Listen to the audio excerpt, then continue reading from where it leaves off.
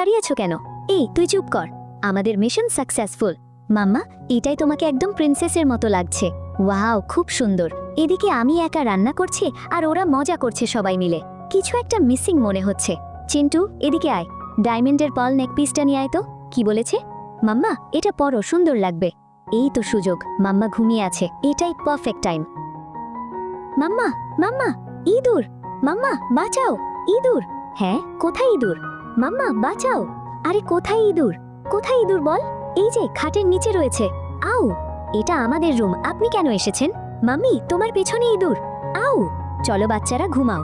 ওরা তো ঘুমিয়ে পড়েছে, এখন আমাদের মিশন কমপ্লিট করতে হবে।